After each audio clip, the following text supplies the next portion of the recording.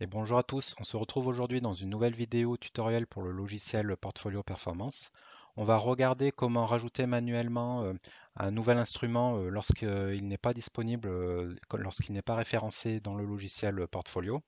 Ça peut être une action, un ETF ou par exemple un fonds un peu particulier que vous pouvez avoir dans une assurance vie. S'il n'est pas référencé dans le logiciel, il est possible de le rajouter manuellement. Donc on va regarder ça. Alors, pour pouvoir ajouter le nouvel instrument, on a besoin de le raccorder en fait à un site en ligne qui a accès aux données. Donc là, on va faire un exemple avec le site Boursorama et un autre exemple avec Zone Bourse, où on a généralement, avec ces deux sites, généralement, on pourra couvrir peut-être 99% des instruments manquants dont vous allez avoir besoin.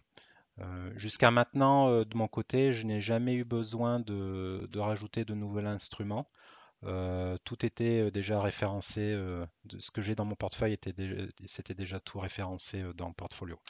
Mais bon, en tout cas, la vidéo aura le mérite d'exister. Si jamais un jour vous avez besoin, il vous manque par exemple un fonds un peu exotique sur une assurance vie et que vous ne l'avez pas déjà dans le logiciel, vous pourrez venir raccorder l'information via Boursorama ou Zone Bourse. Alors, on va faire un exemple avec Zone Bourse.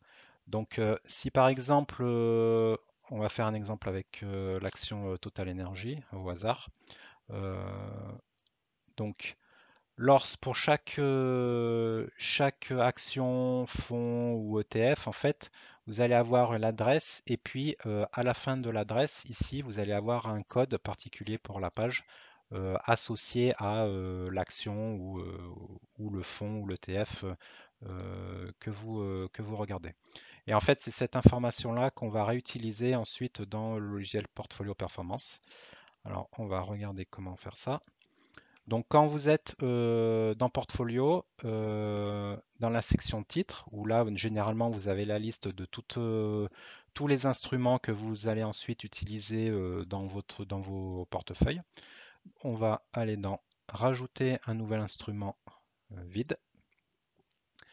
Donc là on va rajouter par exemple TTE perso. Vous allez dans l'onglet Cotation historique. Et ici, vous allez sélectionner le dernier item dans le menu, JSON.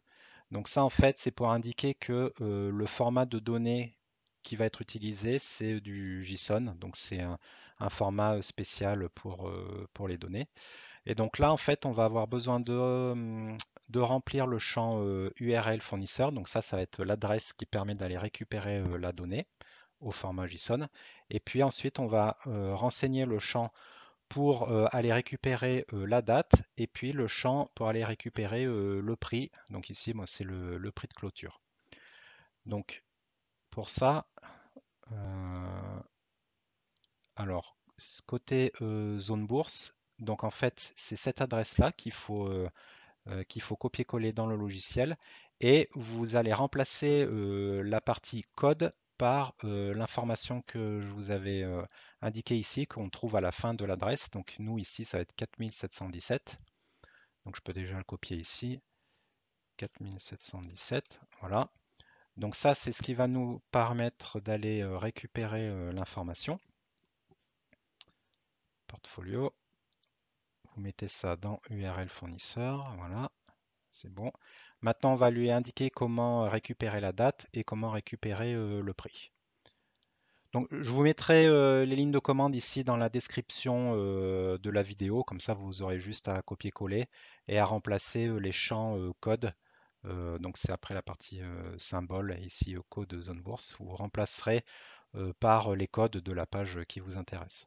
Je vous mettrai en lien aussi la source, la page web où j'ai trouvé cette information qui est très bien faite, ça s'appelait Récup Bourse, où il explique en détail comment faire l'opération également.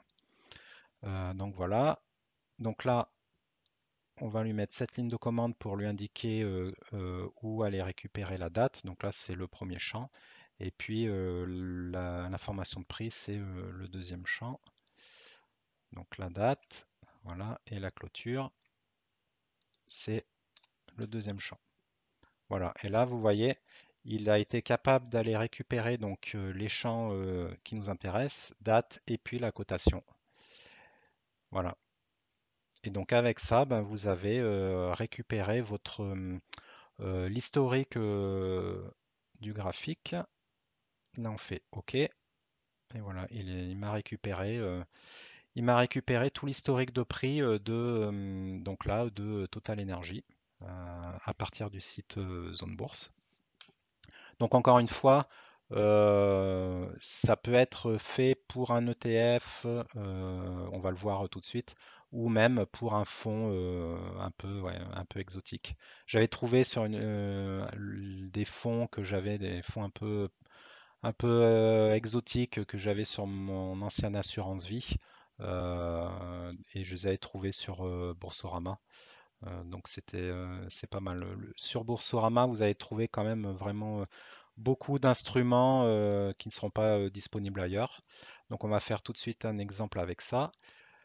Alors côté Boursorama, on peut aller par exemple rechercher le TF Amundi MSCI World.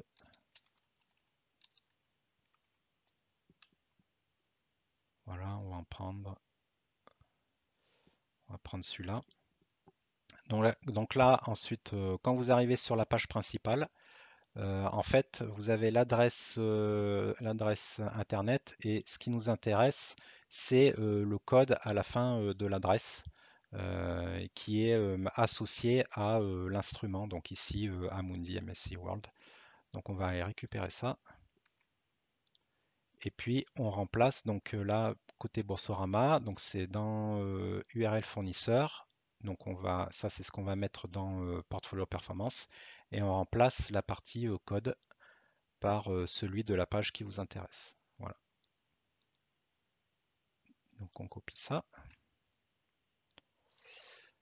Alors on fait nouvel instrument, encore une fois, instrument vide. Donc là ça va être MSCI World. Donc MSCI World. Voilà. Ici, donc, on va encore chercher, ce sera au format JSON, les informations. URL fournisseur, donc c'est ce qu'on vient de rentrer, l'adresse avec le code de la page associée à votre action ETF ou fonds qui vous intéresse. Et maintenant, on va chercher le chemin vers la date. Voilà. Et vers le prix également. Le prix de clôture. Donc là, c'est .c. Et normalement, il va venir voilà, nous récupérer l'historique de tous les prix, donc la date et la cotation du MSCI World. Voilà, jusque 2006. Voilà, et on a donc maintenant les deux instruments, donc celui-ci importé depuis le site Zone Bourse et celui-ci importé depuis Boursorama. Donc encore une fois, donc cette fonctionnalité, vous n'allez pas forcément en avoir l'utilité souvent, mais c'est quand même bien pratique lorsque l'instrument qui vous intéresse n'est pas déjà référencé dans le logiciel Portfolio Performance. Bon, ben maintenant vous savez qu'il est possible de le faire manuellement, donc c'est quand même bien pratique. Voilà, j'espère que cette vidéo vous a plu. Je vous souhaite de bons investissements et à bientôt. Au revoir.